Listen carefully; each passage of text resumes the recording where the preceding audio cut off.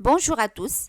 Aujourd'hui, nous allons étudier une activité de langue qui s'intitule le schéma actantiel et dont l'objectif est le suivant: reconnaître la fonction actantielle. Commençons d'abord par une observation et une découverte qui portera sur un support extrait de la pièce de théâtre Le bourgeois gentilhomme. La réplique est celle du maître de musique. Il est vrai, nous avons trouvé ici un homme comme il nous le faut à tous deux.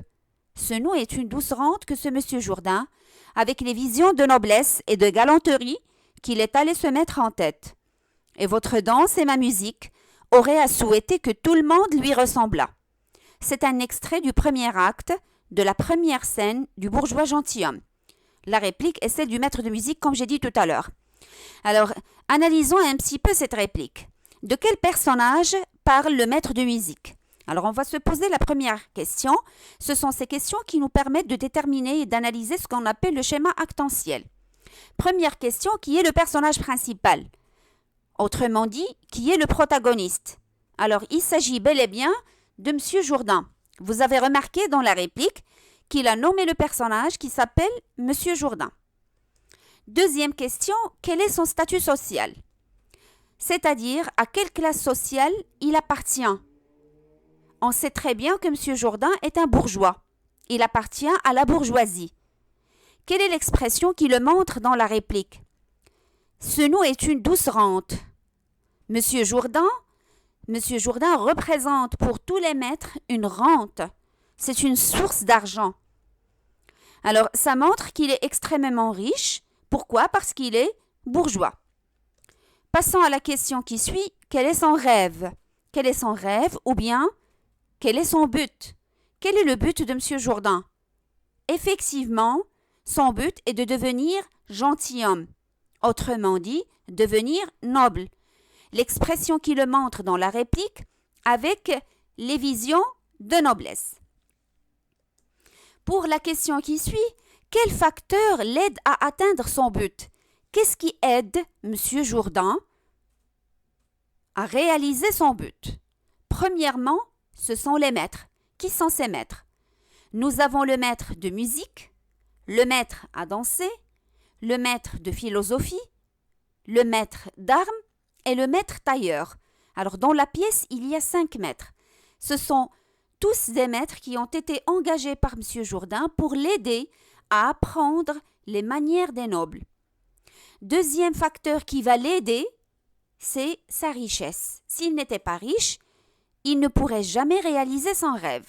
Il est très bourgeois et son argent l'aide à réaliser et atteindre son but. Alors, et maintenant que nous avons répondu à ces questions, passons à la construction du schéma actantiel et à ses constituants. Quels sont les constituants du schéma actantiel? Alors, nous savons très bien, nous l'avons déjà vu, mais je vais faire quand même un rappel. Ce sont le destinateur, le destinataire, le sujet, l'objet, l'adjuvant, l'opposant, ou bien les adjuvants et les opposants. Alors, quel est l'actant principal dans ce schéma? L'actant principal est le sujet. Le sujet, c'est le personnage principal, ou bien le protagoniste, ou bien le héros. Il a une quête, il a une recherche, il cherche un objet. Cet objet, c'est le but, ou bien c'est l'objectif. Quel est l'objectif du personnage, ou bien du héros? Alors, pour rechercher cet objet, il y a des éléments qui l'aident, ou bien des personnes qui l'aident, qu'on appelle les adjuvants. Donc, les adjuvants, ce sont qui? Ce sont ceux qui l'aident à réaliser son rêve, à réaliser son but. Et en contrepartie, il y a des opposants. Ce sont les personnes qui s'opposent à la réalisation de cet objectif, ou bien ce sont des adversaires qui sont contre le personnage, ou bien contre le héros. Alors, il nous reste 2 actants, ce sont le destinateur et le destinataire, ou bien l'émetteur et le récepteur. Alors, que signifie ici l'émetteur ou le destinateur? Ce n'est pas celui qui envoie, mais qu'est-ce qui pousse le sujet à chercher cet objet? Quel est le motif qui l'a poussé à? D'accord? Le destinataire, alors c'est l'actant final qui va bénéficier de cette quête, qui va bénéficier de cette recherche. Ça peut être le personnage lui-même, ça peut être d'autres personnages également. Alors passons maintenant à ces constituants avec leur définition.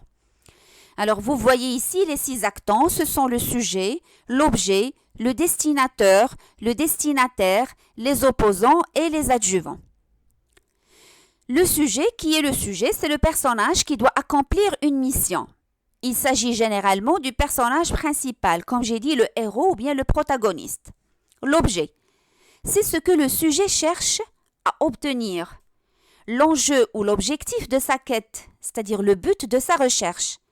Il peut s'agir d'un objet réel, par exemple, il cherche un trésor, ou bien d'un élément abstrait, par exemple, l'amour ou autre chose. Le destinataire, c'est ce qui pousse le sujet à agir, c'est-à-dire le motif. Il apparaît donc au début de la mission.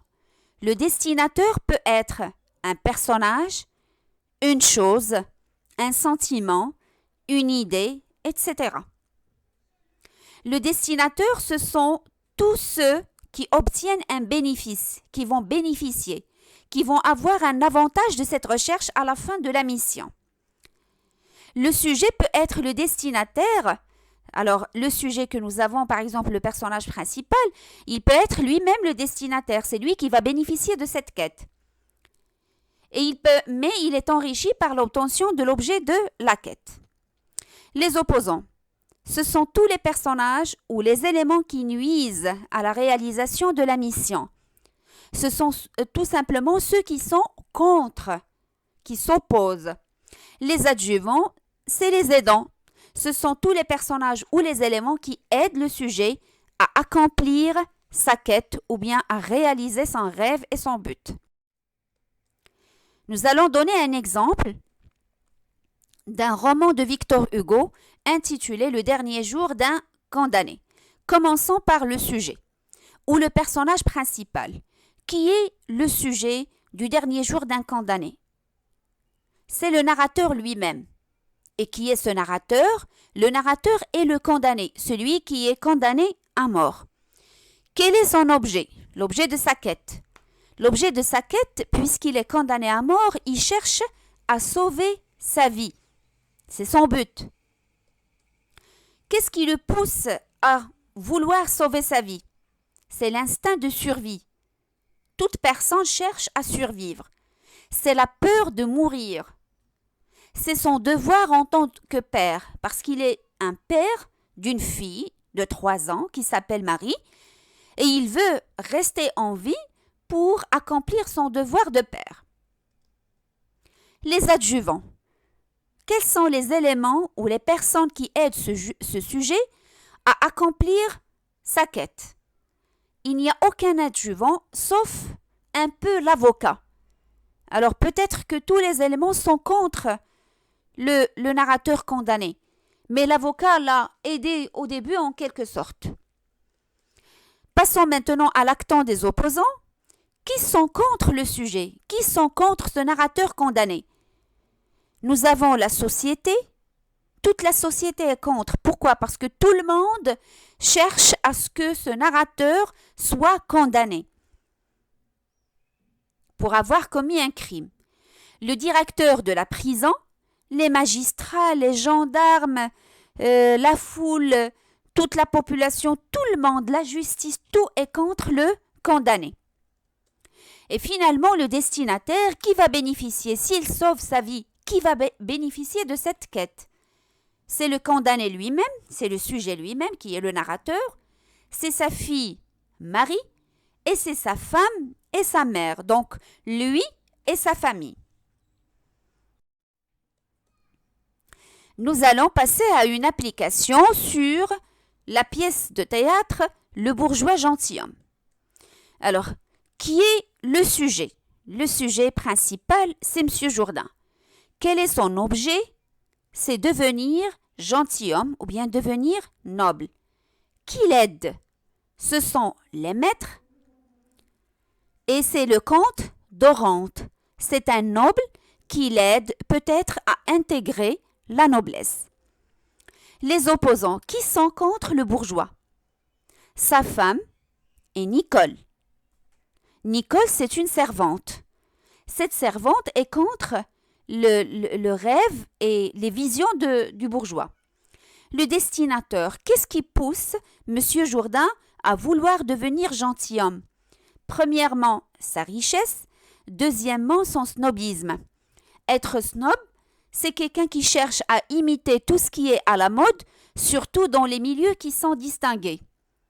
Alors, passons maintenant à l'actant final, à savoir le destinataire.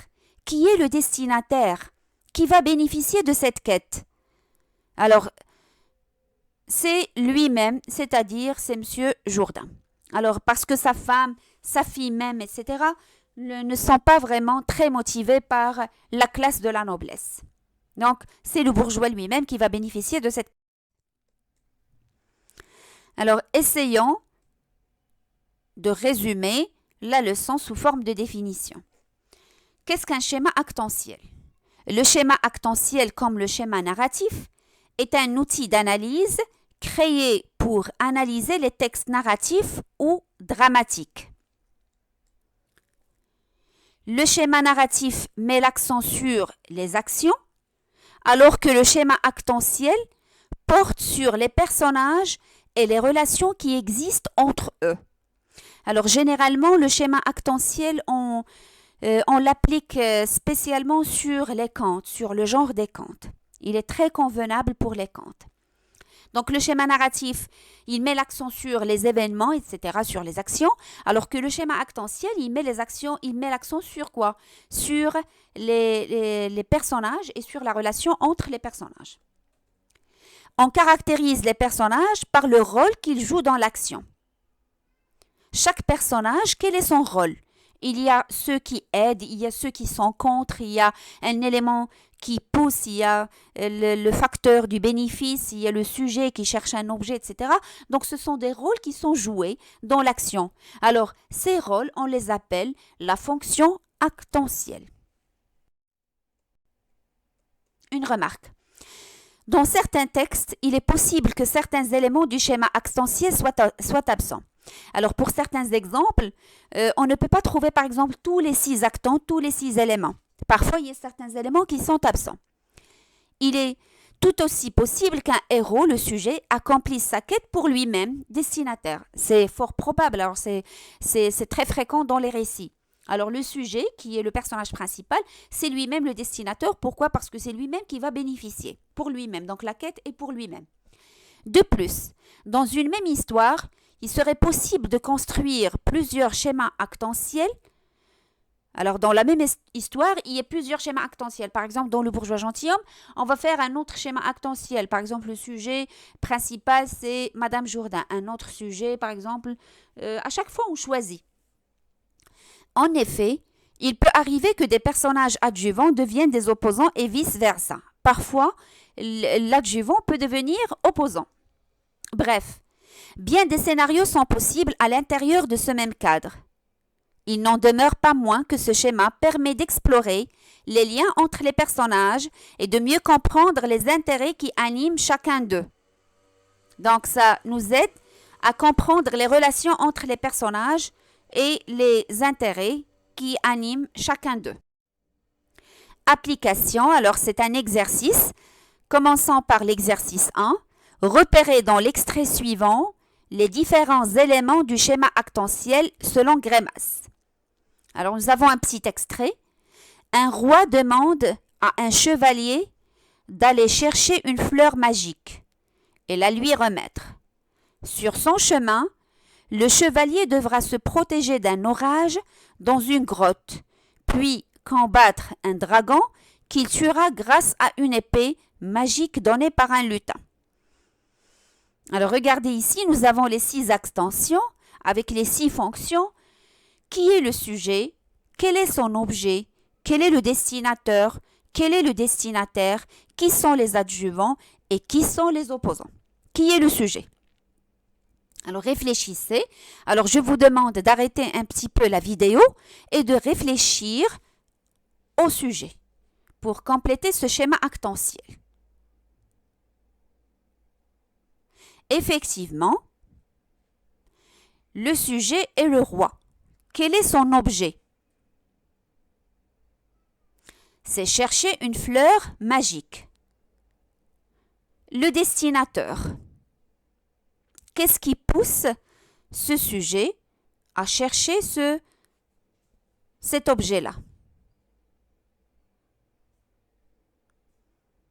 Alors, cette fleur magique, peut-être son motif, c'est pour guérir ou soigner une maladie. Le destinataire, qui va bénéficier? C'est lui-même. Qui sont les adjuvants? Les adjuvants, comme vous voyez dans la dernière phrase, une épée. Alors, nous avons une épée magique. Et nous avons un personnage qui est un lutin. Donc, 2 adjuvants. Il nous reste le 6e actant, à savoir les opposants, qui sont contre ce chevalier et ce roi. Alors, le chevalier aussi est un adjuvant. Qui est contre? Nous avons l'orage et la grotte.